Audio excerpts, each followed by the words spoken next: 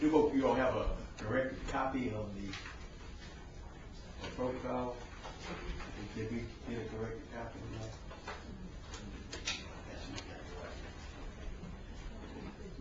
Protocol was not aligned with our attendance in our handbook, and we had to go back and revisit and redo some of the decisions that were going to be made. And if you look at those bullets, like the first absence, I'm not going to read it to you because I would feel that I'm insulting your intelligence when I read it to you. So if you would just read them, and if you had a copy, if you have a copy of that old protocol, then you can compare those and see that this is in alignment with our handbook.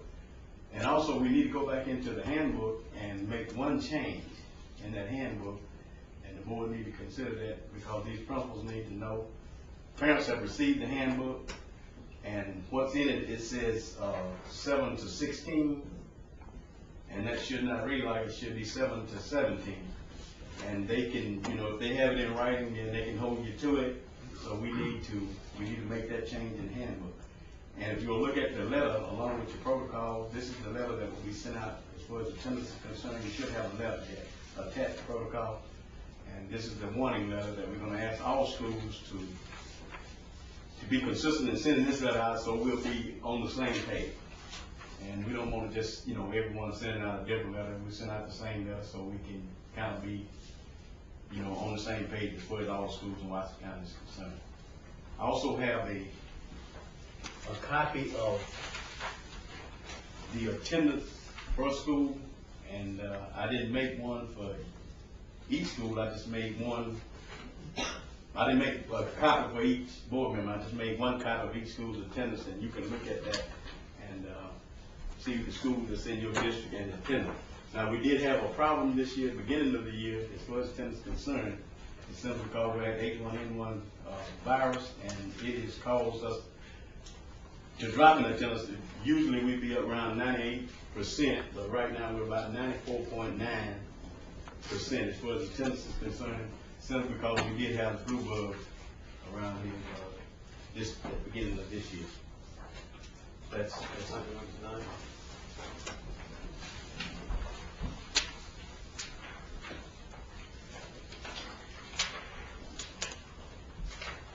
You ready to vote? All persons in favor, everyone by show of hands.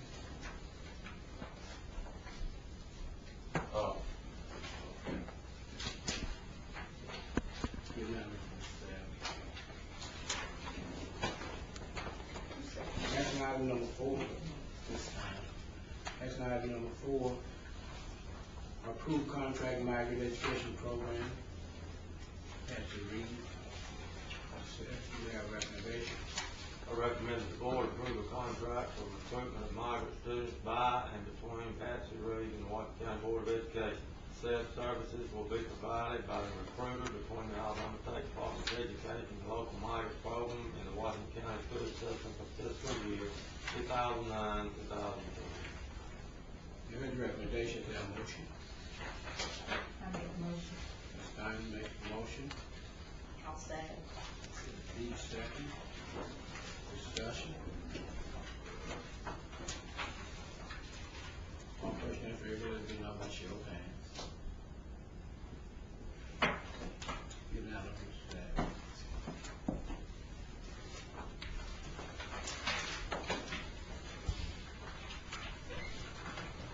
Action item number 5. Share with our recommendation. I recommend the board approve the contract between Samantha Williams and the Washington County Board of Education. Said consultant services will be provided to the Indian Education Project of fiscal year 2009-2010. Third recommendation, is there a motion? I make a motion. Ms. Stein makes the motion. Is there a second? I'll second. Ms. second. Discussion. Ms. Stein, well, ask, I'm going to talk about Dr. Waits, and she's sitting here. Ask Dr. Waits to ask the federal program directors for all of our federal programs in the school system. We need and she needs to, a need and justification sheet, that's the objective of the program, and a budget. On every federal program we have, she needs to know what's going on in those programs. And make a forward for each board member, because ultimately we're responsible. I do have her grant, and I do have her budget. No, for all of them, not just her, all of them. We do, because we put in their budget. Okay. You make us a copy of them. Okay. It will have what all they do. The grant will, the budget will show how their money is allocated for the coming year, for the upcoming year. It's like the budget's like when we're going through the budget hearing, that kind of thing, all of those budgets or whatever in there, what other type of information or whatever are you looking The for? only thing I need to know is How it's allocated. what the purpose of the, why do we have it? And that would be your objective, whatever the objectives are. And then the ultimate budget, you know, the budget you present, not always the one you get back approved. So the one for each program, not to combine, but one for each program. I think, What the money is spent on. I think what Dr. Thomas is concerned is, and he can correct me if I'm wrong, but we have Indian students at McIntosh High School, and this Indian education program is not, working with those students at McIntosh High School, and the question has been posed to me, why are they not serving those students at McIntosh High School? They're doing it now. It's been corrected, not the way it's solved it yet. But we just need to know. See, those children have been served in the past 4 or 5 years. So we got it straight though. She's actually been serving all the schools that she works. I think the biggest part of the work she's been doing in the past is with seniors, getting scholarships and things. Samantha's done a great job getting our seniors scholarships and getting grants and ways to help them, but actually having classes on each campus. I think that was the question at McIntosh High School, was that they wanted a class. We're not gonna get into the specifics of it because Right. we just don't come out and say things that we have done at home. We're involved. So just leave that alone, just look at that. You did say, Barbara, that they're working with children in all schools. Yeah. She works with the, she has to have one of the forms, and she gives all those to the counselors to give to the children. And once she gets the form, she puts those children in her child count. Her money is based on how many children she has written into her grant. You're saying this lady works with all of these students at this price here?